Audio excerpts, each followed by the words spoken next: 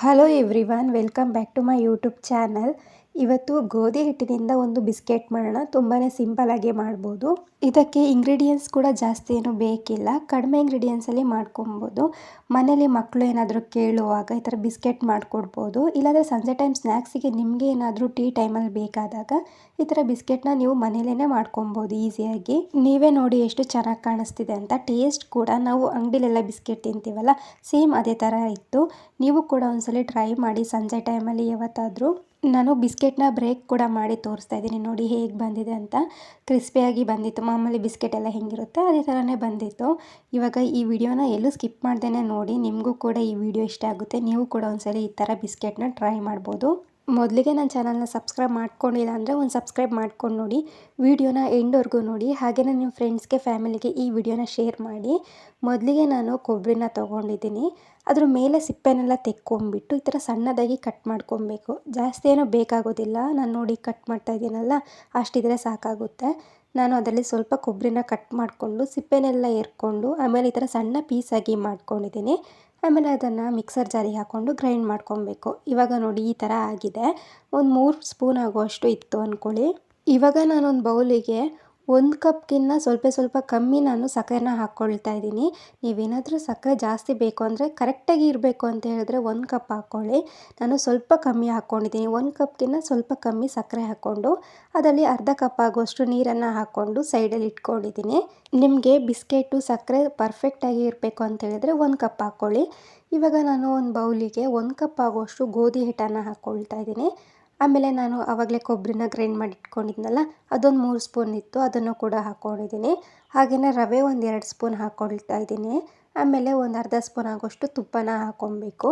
ತುಪ್ಪ ಇಲ್ಲ ಅಂತ ಹೇಳಿದ್ರೆ ಎಣ್ಣೆ ಕೂಡ ಹಾಕ್ಕೊಬೋದು. ನಾನು ತುಪ್ಪನ ಹಾಕ್ಕೊಂಡಿದ್ದೀನಿ. ಇಷ್ಟನ್ನು ಹಾಕ್ಕೊಂಬಿಟ್ಟು ಕೈಯಲ್ಲೇ ಚೆನ್ನಾಗಿ ಇದನ್ನು ಮಿಕ್ಸ್ ಮಾಡ್ಕೊಬೇಕು. ಇವಾಗ ರವೆ ಯಾವುದಾದ್ರೂ ಹಾಕ್ಕೊಳ್ಳಿ. ಕೈಯಲ್ಲೇ ಈ ಥರ ಚೆನ್ನಾಗಿ ಮಿಕ್ಸ್ ಮಾಡ್ಕೊಬೇಕು ಮೊದಲಿಗೆ. ಅದಾದಮೇಲೆ ಸಕ್ಕರೆನ ನಾವು ನೆನೆಸಿಟ್ಟಿದ್ವಿ ನೋಡಿ, ಅದು ಸ್ವಲ್ಪ ಮಾತ್ರ ಕರಗಿದೆ, ಸ್ವಲ್ಪ ಸಕ್ಕರೆ ಹಾಗೇ ಇದೆ. ಇದೇ ಥರ ಇರಬೇಕಾಗುತ್ತೆ. ಇದನ್ನು ಸ್ವಲ್ಪನೇ ಆ ಹಿಟ್ಟಿಗೆ ಹಾಕ್ಕೊಂಡು ಕಲಿಸ್ಕೊಬೇಕು. ಒಂದೇ ಸಲ ಅಷ್ಟು ಹಾಕ್ಕೊಳ್ಳಿಕ್ಕೆ ಹೋಗಬಾರ್ದು, ಸ್ವಲ್ಪನೇ ನೋಡ್ಕೊಂಡು ಹಾಕ್ಕೊಬೇಕು. ಸಕ್ಕರೆ ಮತ್ತು ನೀರು ಎರಡು ಕೂಡ ಸೇರಿಸ್ಕೊಂಡು ಹಾಕ್ಕೊಳ್ಳಿ. ಇವಾಗ ನೋಡಿ ಕ್ಲೀನಾಗಿ ಇದನ್ನು ಮಿಕ್ಸ್ ಮಾಡ್ಕೊಬೇಕು. ಚಪಾತಿ ಹಿಟ್ಟನ್ನ ಹೆಂಗೆ ಮಾಡ್ತೀವಿ ಅದೇ ಥರ. ಆದರೆ ಸ್ವಲ್ಪನೇ ಸಕ್ಕರೆ ನೀರನ್ನು ಹಾಕ್ಕೊಬೇಕಾಗುತ್ತೆ. ನಾನು ಸ್ವಲ್ಪನೇ ಸಕ್ಕರೆ ನೀರನ್ನು ನೋಡಿಕೊಂಡು ಹಾಕ್ಕೊಂಡು ಮತ್ತೆ ಮಿಕ್ಸ್ ಮಾಡ್ಕೊಳ್ತಾ ಇದ್ದೀನಿ. ಇವಾಗ ಮತ್ತೆ ಸ್ವಲ್ಪ ನೋಡಿ ಸಕ್ಕರೆ ಮತ್ತು ನೀರು ಎರಡು ತೊಗೊಳ್ತಾ ಇದ್ದೀನಿ ನಾನು. ಸ್ವಲ್ಪ ಮಾತ್ರ ಸಕ್ಕರೆ ಕರಗಿದೆ ಅಷ್ಟೇ, ನಾವು ನೀರಿಗೆ ಹಾಕಿದ್ದು. ಇದೇ ಥರ ಇರಬೇಕು ಈ ಬಿಸ್ಕೆಟಿಗೆ. ಇವಾಗ ಅದನ್ನು ಮತ್ತೆ ಸ್ವಲ್ಪ ಹಾಕ್ಕೊಂಡು ಈ ಥರ ಕ್ಲೀನಾಗಿ ಮಿಕ್ಸ್ ಮಾಡ್ಕೊಳ್ತಾ ಇದ್ದೀನಿ. ಜಾಸ್ತಿ ಏನು ಇದನ್ನು ನಾದ್ಕೊಬೇಕು ಆ ಥರ ಏನೂ ಇಲ್ಲ. ನಾವು ಕ್ಲೀನಾಗಿ ಒಂದ್ಸಲ ಮಿಕ್ಸ್ ಮಾಡ್ಕೊಂಬಿಟ್ರೆ ಸಾಕು, ನಾದ್ಕೊಬೇಕು ಈ ಥರ ಏನೂ ಇಲ್ಲ. ಇವಾಗ ನೋಡಿ ಈ ಥರ ಕ್ಲೀನಾಗಿ ಮಿಕ್ಸ್ ಮಾಡ್ಕೊಂಡಿದ್ದೀನಿ, ಜಾಸ್ತಿ ಏನೂ ಮಾಡ್ಕೊಂಡಿಲ್ಲ. ಇವಾಗ ಈ ಥರ ಮಿಕ್ಸ್ ಮಾಡ್ಕೊಂಬಿಟ್ಟು ಒಂದು ಮಣೆ ಮೇಲೆ ಹಾಕ್ಕೊಂಬಿಟ್ಟು ಇವಾಗ ಇದನ್ನು ಲಟ್ಟಿಸ್ಕೊಬೇಕು. ಮಣೆ ಮೇಲೆ ಸ್ವಲ್ಪ ಎಣ್ಣೆ ಇಲ್ಲ ತುಪ್ಪನ ಹಚ್ಕೊಬೇಕಾಗುತ್ತೆ. ಆಮೇಲೆ ಈ ಥರ ಲಟ್ಟಿಸ್ಕೊಬೇಕು. ಜಾಸ್ತಿ ತೆಳ್ಳಗೂ ಬೇಡ, ಚಪಾತಿ ಎಲ್ಲ ಹೊತ್ಕೊಳ್ತೀವಲ್ಲ ಆ ಥರ ತೆಳ್ಳಗೆ ಬೇಡ, ಸ್ವಲ್ಪ ದಪ್ಪನೇ ಇರಬೇಕಾಗುತ್ತೆ ಇದು ಬಿಸ್ಕೆಟು. ಹಾಗಾಗಿ ಸ್ವಲ್ಪ ದಪ್ಪನೇ ಇದನ್ನು ಲಟ್ಟಿಸ್ಕೊಬೇಕು. ಆಮೇಲೆ ಇವಾಗ ಸೈಡು ಕಟ್ ಮಾಡ್ಕೊಬೇಕು. ನಿಮಗೆ ಯಾವ ಶೇಪಲ್ಲಿ ಬೇಕೋ ಅದ್ರಲ್ಲಿ ಮಾಡ್ಕೊಬೋದು, ರೌಂಡ್ ಬೇಕಾದರೂ ಕೂಡ ಮಾಡ್ಕೊಬೋದು. ಇವಾಗ ನಾನು ಸೈಡು ಎಡ್ಜಸ್ನೆಲ್ಲ ಕಟ್ ಮಾಡ್ಕೊಂಬಿಟ್ಟು ಅದನ್ನು ತೆಕ್ಕೊಂಡು ಸೈಡಲ್ಲಿ ಇಟ್ಕೊಳ್ತಾ ಇದ್ದೀನಿ. ಇದು ಮತ್ತೆ ಬೌಲಿಗೆ ಹಾಕ್ಕೊಂಡು ಕ್ಲೋಸ್ ಮಾಡಿ ಇಟ್ಕೊಳ್ಳಿ, ಇಲ್ಲಾಂದರೆ ಗಟ್ಟಿಯಾಗಿಬಿಡುತ್ತೆ. ಹಾಗಾಗಿ ಬೌಲಿಗೆ ಹಾಕ್ಕೊಂಡು ಕ್ಲೋಸ್ ಮಾಡಿ ಇಟ್ಕೊಂಡ್ರೆ ಮತ್ತೆ ನಾವು ಮಿಕ್ಸ್ ಮಾಡಿಕೊಂಡು ಇನ್ನೊಂದ್ಸಲ ಲಟ್ಟಿಸ್ಕೊಂಡು ಈ ಥರ ಮಾಡ್ಕೊಬೋದು. ಆದರೆ ಕ್ಲೋಸ್ ಮಾಡಿ ಇಟ್ಕೊಬೇಕಾಗುತ್ತೆ, ಗಾಳಿಗೆ ಬಿಟ್ಟರೆ ಅದು ಗಟ್ಟಿಯಾಗಿಬಿಡುತ್ತೆ. ಇವಾಗ ನಾನು ಇದನ್ನು ಕಟ್ ಮಾಡ್ಕೊಳ್ತಾ ಇದ್ದೀನಿ. ಈ ಥರ ಕಟ್ ಮಾಡ್ಕೊಂಬಿಟ್ಟು ನಾನು 1 ಕಪ್ ಗೋಧಿ ಹಿಟ್ಟು ಹಾಕಿದ್ದೆ, ಅದರಲ್ಲಿ 15 ಬಿಸ್ಕೆಟ್ ಹತ್ತತ್ರ ಆಗಿತ್ತು ಅಂತ ಅಂದ್ಕೊಳ್ಳಿ. ಒಂದೇ ಕಪ್ಪಲ್ಲೇ ಇಷ್ಟು ಬಿಸ್ಕೆಟ್ ಆಗಿತ್ತು. ಇವಾಗ ಇದರಲ್ಲಿ ಒಂದು ಪೀಸ್ನ ತೆಗೊಂಬಿಟ್ಟು ಈ ಥರ ಶೇಪ್ ಮಾಡ್ಕೊಳ್ತಾ ಇದ್ದೀನಿ, ಸ್ವಲ್ಪ ಡಿಸೈನಾಗಿ ಕಾಣಿಸ್ಲಿ ಅಂತ. ಚಾಕುಲೇನೆ ಈ ಥರ ಲೈಟಾಗಿ ಪ್ರೆಸ್ ಮಾಡ್ಕೊಬೇಕು, ಕಟ್ ಮಾಡ್ಕೊಳ್ಳಿಕ್ಕೆ ಹೋಗಬಾರ್ದು. ಮೇಲೆ ಸ್ವಲ್ಪ ಪ್ರೆಸ್ ಮಾಡಿಕೊಂಡ್ರೆ ಸಾಕು ಚಾಕುದಲ್ಲಿ ಈ ಥರ. ಇವಾಗ ಎಲ್ಲನೂ ಕೂಡ ಇದೇ ಥರ ಮಾಡ್ಕೊಬೇಕು.